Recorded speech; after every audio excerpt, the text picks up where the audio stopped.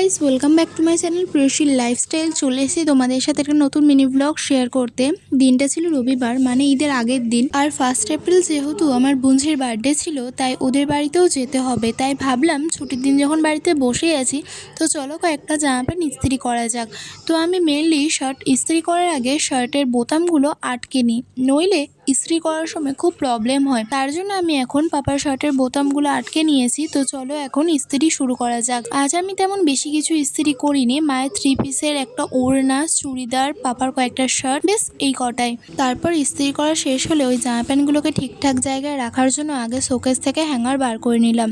তারপর পাপার শার্টগুলো গুছিয়ে রেখে দিলাম। তারপর এই ঘর থেকে খাটের ওপর থেকে ধোয়া জামা প্যান্টগুলো নামিয়ে এই বিছনাটা ঝেড়ে চলে গেলাম ওই ঘরে।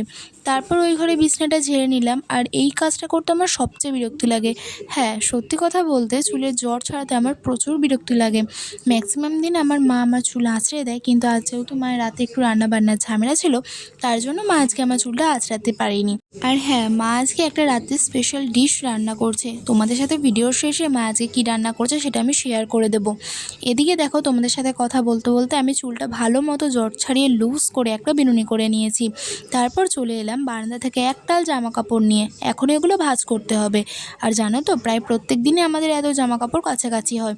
তোমাদেরও কি বাড়িতে প্রত্যেক দিন এত জামা কাপড় কাছাকাছি হয়? তাহলে আমাকে জানিও কমেন্টে। এদিকে দেখো, তোমাদের সাথে কথা বলতে বলতে আমার সব জামা কাপড় গোছানো হয়ে গেছে। তারপর সব জামা কাপড়গুলোকে জায়গা মতো ঠিকঠাক গুছিয়ে রেখে দিলাম। আর তারপর বসে পড়লাম ডিনার কমপ্লিট করতে। আর তোমাদের আমি একটু আগে বললাম যে মা একটা স্পেশাল ডিশ রাতে রান্না করেছে। এই স্পেশাল ডিশগুলো হলো ফ্রায়েড রাইস, চিকেন কষা, স্যালাড। ভিডিওটা যদি ভালো লাগে লাইক, কমেন্ট অ্যান্ড শেয়ার করে চ্যানেলটাকে সাবস্ক্রাইব করে দিও। দেখা হচ্ছে নেক্সট মিনি ব্লগে। Bye bye.